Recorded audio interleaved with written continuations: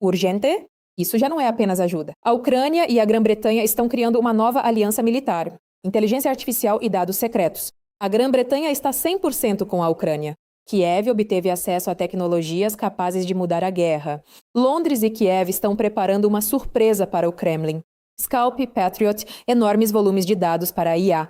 Um novo golpe em Moscou. Armas ucranianas começam a ser produzidas na Europa. Uma nova era começou.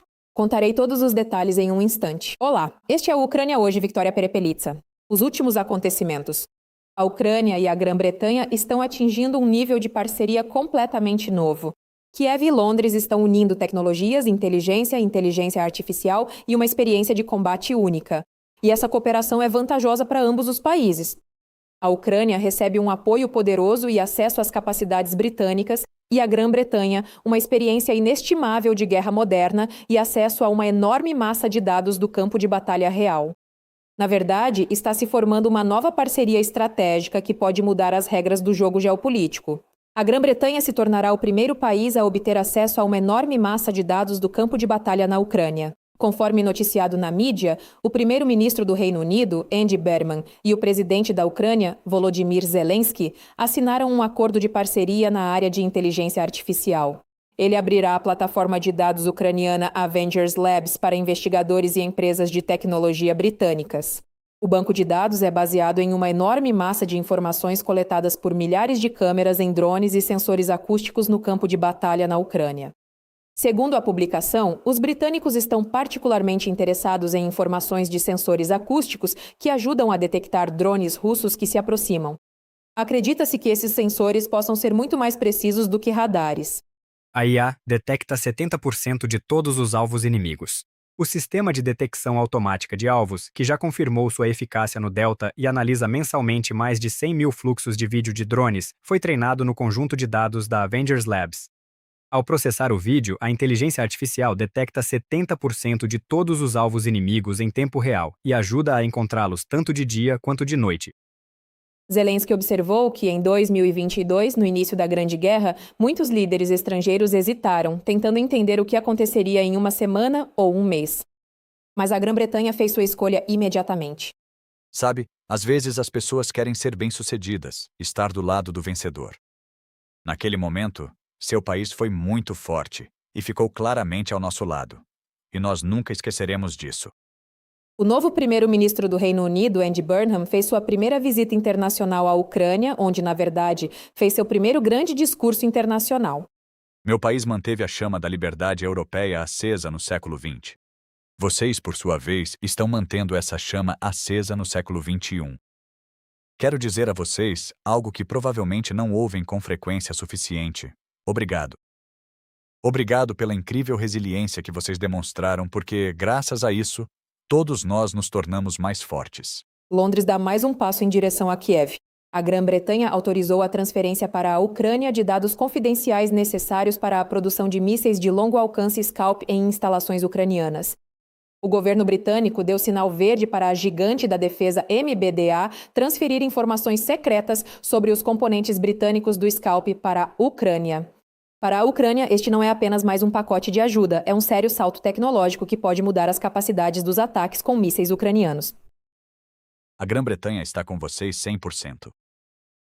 Lembro que o míssil Scalp é a versão francesa do Storm Shadow.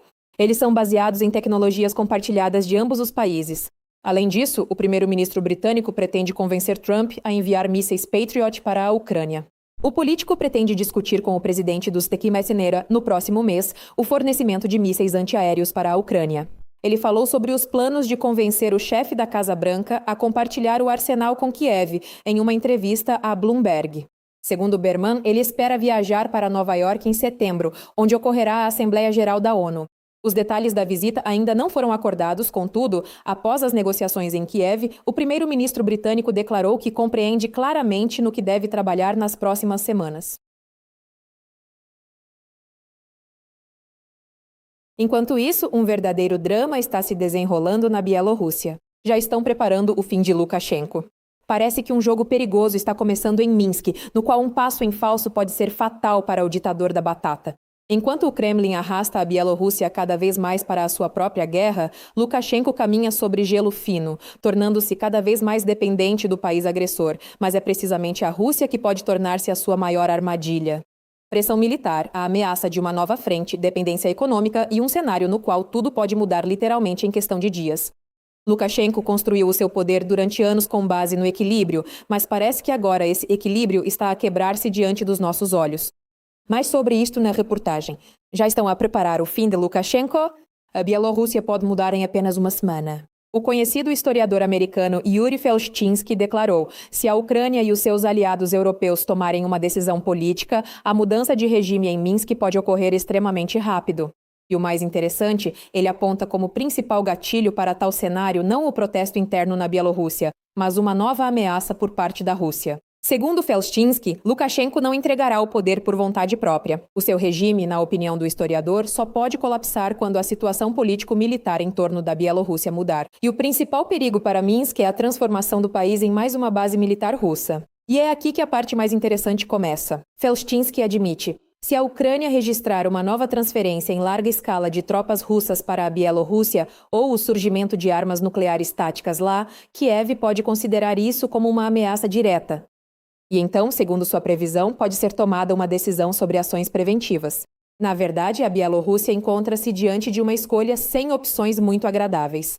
Ou Minsk permanece como uma base militar russa e corre o risco de ser diretamente arrastada para a guerra, ou começa uma transformação política que pode acabar com o governo de longa data de Lukashenko. A previsão de Felshtinsky sobre a velocidade das possíveis mudanças soa particularmente simbólica.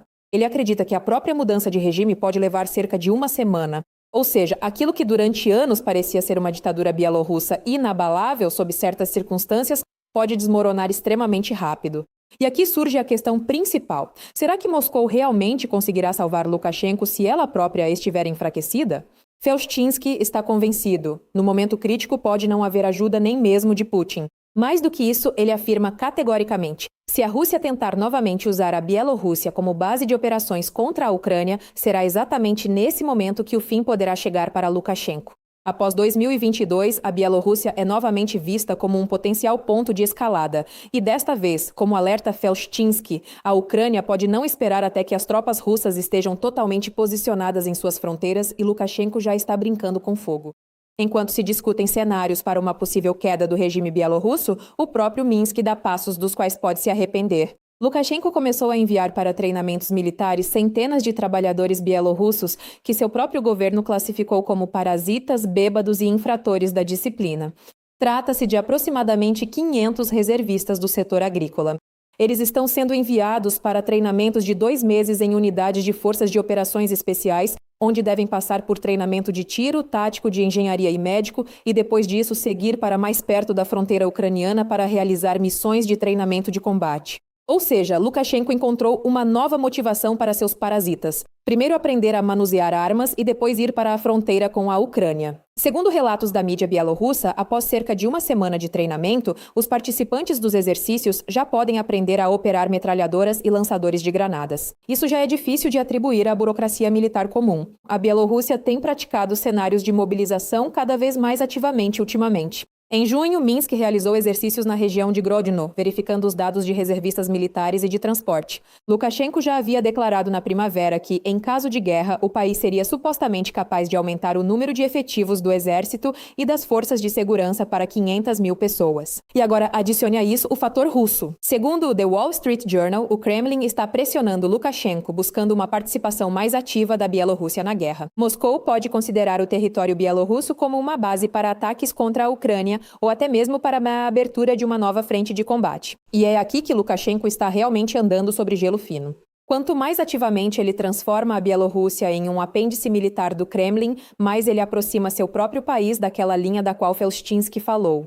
Mais um passo de Moscou, e a base bielorrussa pode subitamente se tornar o principal problema não mais para a Ucrânia, mas para o próprio Lukashenko. Moscou arrastará Minsk para o fundo. A inteligência ucraniana alerta: se a crise econômica bancária russa se transformar em uma recessão em larga escala, a Bielorrússia pode sofrer um golpe que será ainda mais doloroso do que para a própria Rússia. E a dependência de Minsk em relação a Moscou aqui é simplesmente colossal. Bancos subsidiários russos controlam cerca de um quarto dos ativos do setor bancário bielorrusso. Mas o principal perigo nem sequer está neles. Os bancos russos financiam grandes empresas bielorrussas voltadas para o mercado russo, e isso representa quase 2/3 de todas as exportações bielorrussas. Ou seja, se os russos começarem a apertar os cintos ainda mais, para Lukashenko isso pode se tornar um verdadeiro estrangulamento econômico.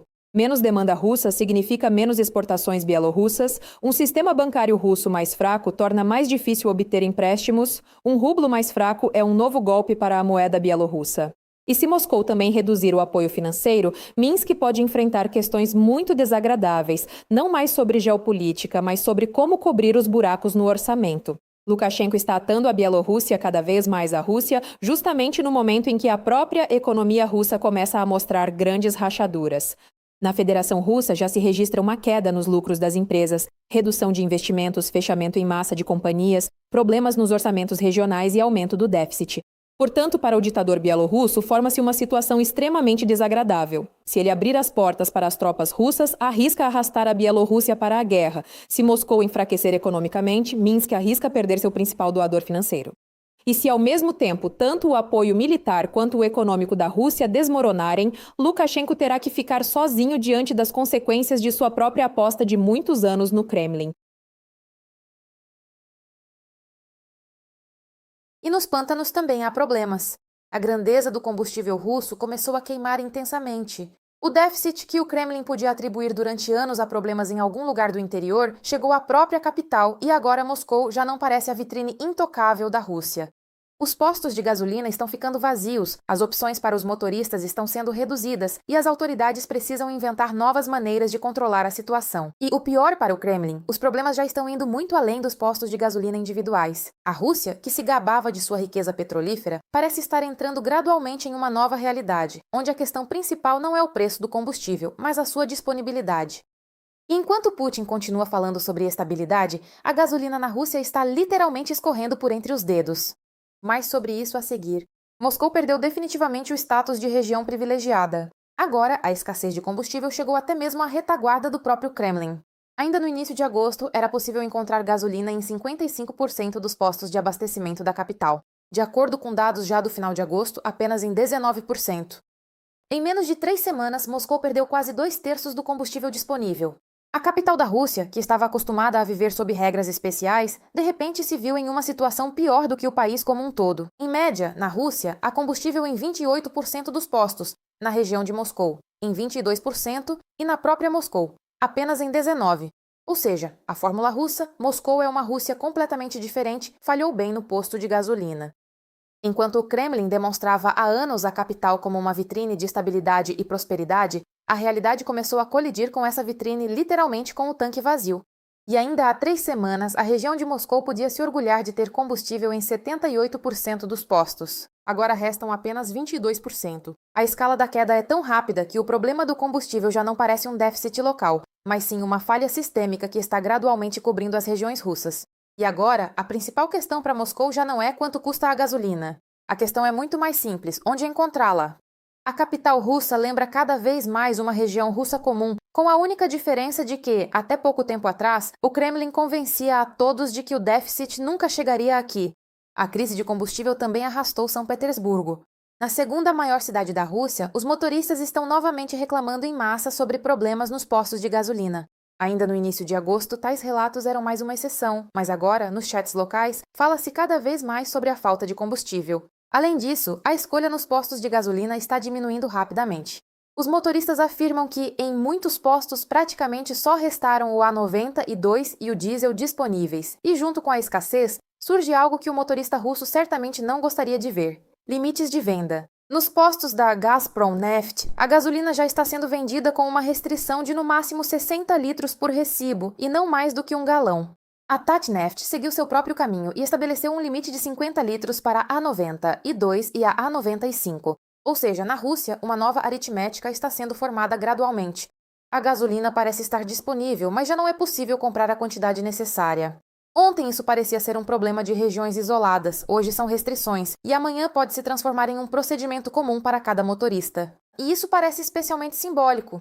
A crise de combustível já atinge simultaneamente Moscou e São Petersburgo, duas cidades que o Kremlin costuma exibir como a vitrine da prosperidade russa. Parece que mesmo para essa vitrine, em breve será necessário estabelecer não apenas etiquetas de preço, mas também limites para a gasolina. E agora o golpe mais doloroso na grandeza do combustível russo. A Rússia, que durante anos se autodenominou uma superpotência energética, foi forçada a começar a importar combustível. O vice-primeiro-ministro da Rússia, Alexander Novak, já admitiu abertamente: o combustível começou a ser importado de fora para tentar estabilizar de alguma forma a situação no mercado interno. Isso soa particularmente revelador, dado que a própria Rússia lucrou durante décadas com petróleo e combustível e se posicionou como um dos principais exportadores de recursos energéticos. E agora, no país que vende petróleo para o mundo, surgiu a necessidade de comprar combustível pronto para os seus próprios motoristas. Mas nem isso foi suficiente.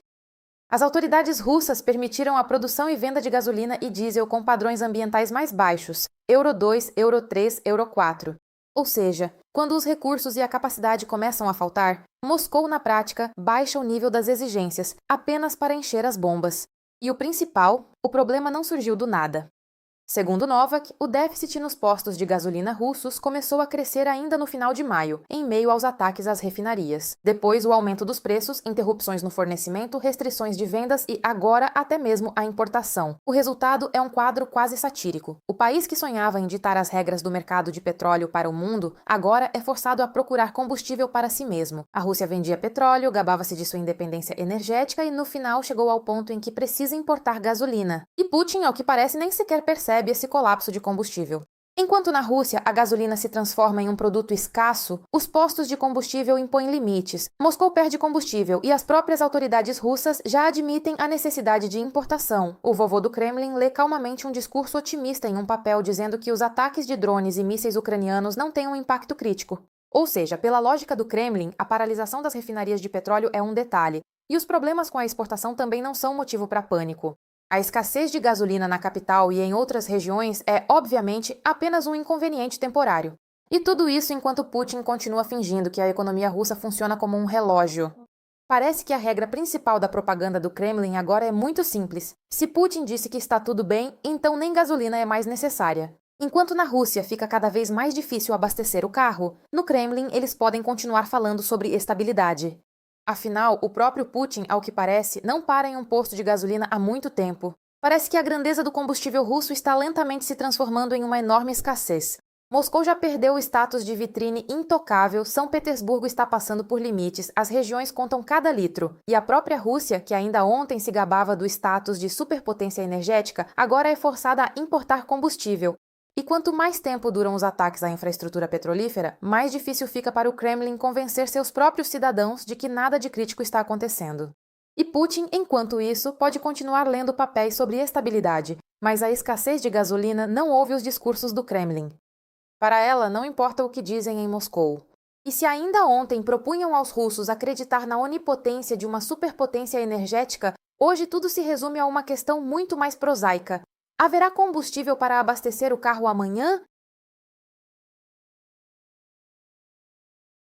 Sensação. A Europa está produzindo armas ucranianas bem debaixo do nariz da Rússia. Enquanto o Kremlin sonha em destruir o potencial de defesa ucraniano, os aliados fazem um movimento que, nos pântanos, certamente não esperavam.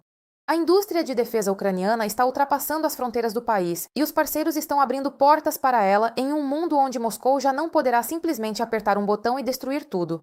Dinamarca, Lituânia e Alemanha estão iniciando um processo que pode mudar radicalmente as regras do jogo. O que exatamente a Ucrânia está recebendo dos aliados? Sobre isso, na reportagem, a Dinamarca está lutando com unhas e dentes pela Ucrânia. Enquanto alguns países europeus falam sobre a necessidade de aumentar a sua própria produção de defesa, a Dinamarca já está dando à Ucrânia território, dinheiro e oportunidades para criar armas. E não se trata apenas do fornecimento de mísseis ou munições prontos. O complexo de defesa ucraniano está começando a ser literalmente transferido para o território da OTAN. Um dos exemplos mais marcantes é a Firepoint, que está construindo na Dinamarca uma fábrica para a produção de combustível sólido para foguetes. Esta será a primeira produção química de defesa ucraniana em território da OTAN. Na exposição Dala Industry Days, representantes da empresa confirmaram: a fábrica já está em fase de construção e todas as licenças necessárias para o início das operações foram obtidas. As escalas são inacreditáveis. A empresa planeja criar uma produção de enorme capacidade, primeiro para as necessidades próprias da Firepoint e, posteriormente, para fornecimentos a outros fabricantes de defesa. Inicialmente, o projeto foi avaliado em 50 milhões de euros, mas agora seu custo já ultrapassou 150 milhões. A razão para tal passo é extremamente pragmática. Na Firepoint, eles dizem claramente: a Europa depende criticamente de fornecedores externos para capacidades de defesa essenciais, dos SNGOs e da China e de outros países, que podem mudar sua posição política a qualquer momento. Portanto, a Dinamarca está, na verdade, ajudando a criar uma nova capacidade de defesa europeia em conjunto com a Ucrânia. A cofundadora da empresa, Irina Terek, enfatizou que a Dinamarca teve, na época, a coragem de tomar uma decisão muito impopular. Agora, essa decisão está se transformando em uma fábrica bastante concreta em território de um país da OTAN. E isso é apenas o começo. Atualmente, a estrutura dinamarquesa da Firepoint conta com cerca de 15 funcionários em tempo integral. Cerca de mais 100 pessoas estão envolvidas através de parceiros, subcontratados e consultores. Após o início da produção, a empresa planeja criar várias centenas de empregos e cerca de 100 posições para a equipe de engenharia e administrativa. Ou seja, a Dinamarca está, na verdade, ajudando a Ucrânia a construir uma indústria de defesa dentro da OTAN.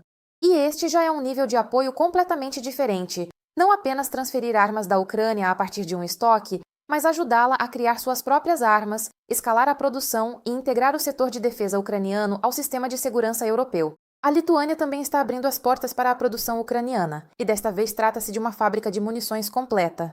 A empresa ucraniana DEMS assinou um acordo de investimento com as autoridades lituanas para a construção de uma nova instalação.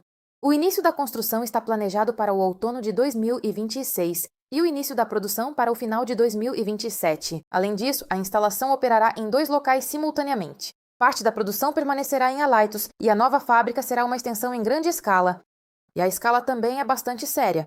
O projeto prevê a criação de até 450 postos de trabalho e a fábrica produzirá munições e componentes seguindo os padrões da OTAN. Na primeira etapa, a produção será destinada aos militares ucranianos e, posteriormente, a empresa planeja expandir-se também para os mercados de outros países aliados. A indústria de defesa ucraniana aqui já não recebe apenas ajuda, ela está entrando diretamente no sistema europeu de produção de armas. As empresas ucranianas estão construindo instalações em países da OTAN, trabalhando de acordo com os padrões da OTAN, obtendo acesso às cadeias de suprimentos europeias e, ao mesmo tempo, criando uma produção que pode fornecer diretamente ao exército ucraniano. Isso já parece um modelo de apoio completamente novo. A Ucrânia não está apenas recebendo armas, mas, junto com ela, estão sendo construídas capacidades de produção que permanecerão na Europa e trabalharão para a segurança comum. E para a Rússia, isso significa mais uma coisa desagradável. O complexo de defesa ucraniano está se tornando cada vez mais difícil de destruir com um único golpe, uma vez que suas capacidades de produção estão sendo gradualmente estendidas para muito além das fronteiras da Ucrânia. E, paralelamente, a Alemanha está reforçando o céu ucraniano. O governo federal da Alemanha entregou às unidades de combate do Ministério do Interior da Ucrânia drones interceptadores e veículos especiais para sua manutenção. E isso é especialmente importante no contexto dos ataques russos massivos, pois trata-se de meios que podem ser usados diretamente para caçar alvos aéreos. As unidades ucranianas já demonstraram à delegação alemã como este sistema funciona na prática. Grupos móveis de combate, operadores de drones interceptadores, postos de comando, radares, meios de inteligência eletrônica e guerra eletrônica. Na verdade, está sendo formada toda uma rede que deve tornar o céu ucraniano um alvo significativamente mais difícil para mísseis e drones russos. E aqui a Alemanha não aposta apenas na tecnologia. Uma área separada é o treinamento de operadores de sistemas não tripulados. Os militares ucranianos transmitem aos parceiros uma experiência de combate única obtida diretamente ao repelir os ataques russos. Ou seja, as tecnologias alemãs encontram a experiência ucraniana, e essa combinação pode se tornar a base para novos projetos conjuntos. Em Berlim, admitem abertamente: uma forte defesa aérea ucraniana salva vidas, mas a ajuda fornecida não é suficiente, por isso planejam expandir a cooperação. E não se trata mais apenas de entregas individuais, mas de um fortalecimento de longo prazo das capacidades, desde drones interceptadores e transporte até o treinamento de operadores e a automação de sistemas de defesa aérea. E o resultado é um quadro bastante revelador. A Dinamarca ajuda a Ucrânia a construir fábricas de defesa em território da OTAN. A Lituânia prepara-se para lançar a produção ucraniana de munições, e a Alemanha reforça o céu ucraniano com tecnologia e equipamento. O apoio europeu está gradualmente a passar para um nível completamente diferente, da transferência de armas prontas para a criação conjunta de capacidades de defesa que trabalharão para a segurança da Ucrânia e de todo o continente. E o que você acha dos últimos acontecimentos? Deixe seu comentário e acompanhe as novidades. Curta o vídeo para não perder nada. Paz a todos!